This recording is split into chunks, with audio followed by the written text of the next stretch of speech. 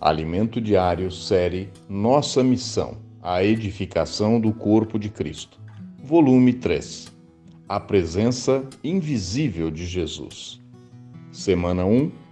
O destino do governo humano e a grande comissão.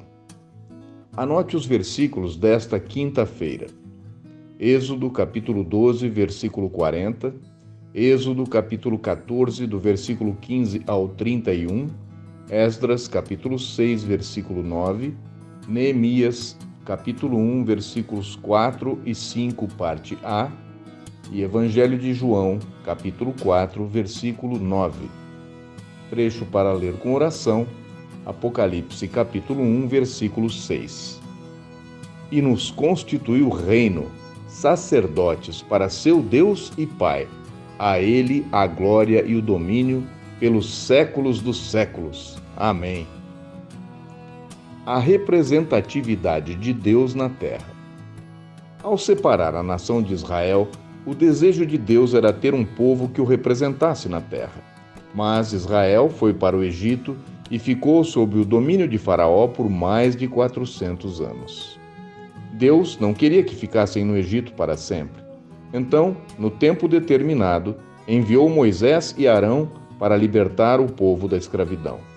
Depois de saírem do Egito, o exército de Faraó ainda perseguiu a nação de Israel para fazê-los voltar. Mas Deus fez um grande milagre.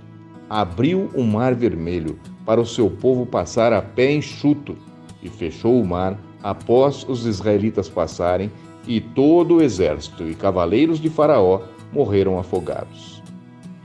Deus levou a nação de Israel para o deserto e lá falou com eles. Esse momento foi uma grande oportunidade em que Deus pôde abrir seu coração a seu povo. No Monte Sinai, o Senhor falou uma palavra amorosa e romântica ao povo de Israel.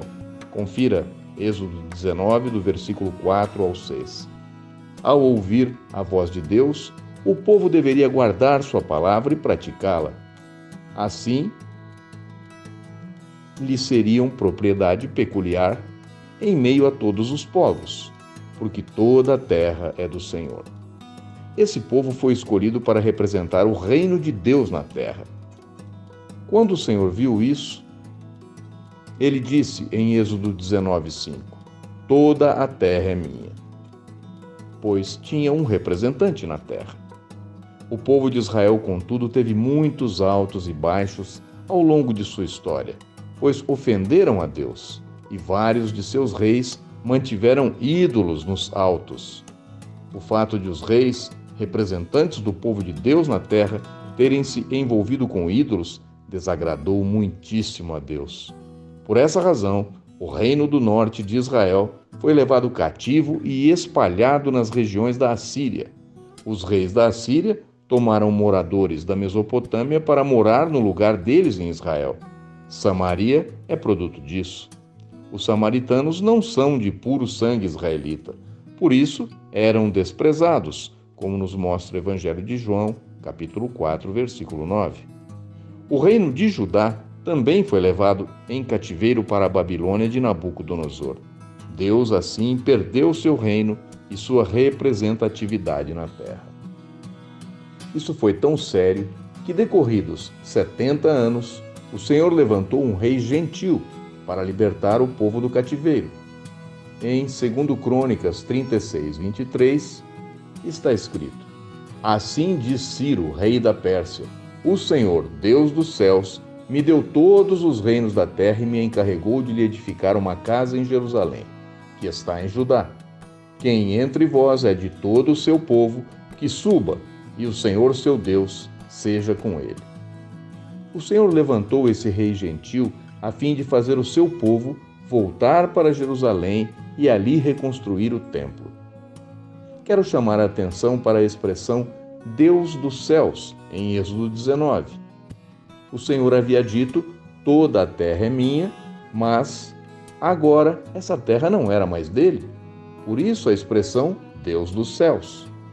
Quando o povo de Israel foi levado cativo para o território de outros, Deus perdeu seu reino aqui na terra. A mesma expressão pode ser vista em diversas partes do livro de Esdras, como é o caso do capítulo 5, versículos 11 e 12, que nos mostra: nós somos servos do Deus dos céus e da terra, e reedificamos a casa que há muitos anos fora construída, a qual um grande rei de Israel edificou e a terminou.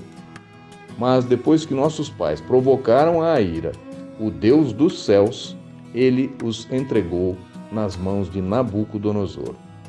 Outra vez aparece essa expressão quando se diz para fazer holocausto ao Deus dos céus, com novilhos e carneiros, usando trigo, sal, vinho e azeite, segundo a determinação dos sacerdotes que estão em Jerusalém.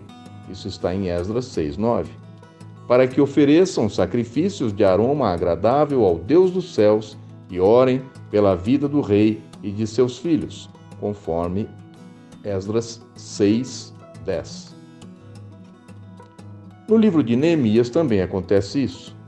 Quando Neemias ouviu sobre a ruína dos muros de Jerusalém e que as portas foram queimadas, ele lamentou, chorou e em jejum orou ao Deus dos céus sobre essa terrível situação.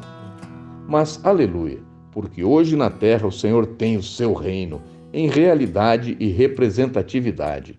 Esse reino é a Igreja e nunca mais terá fim. Todos estamos nela, e ela durará para todo sempre. Por isso, vamos alegrar-nos e avançar.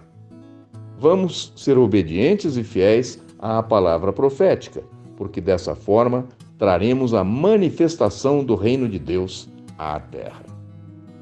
Uma pergunta: quem representa o reino de Deus hoje na terra?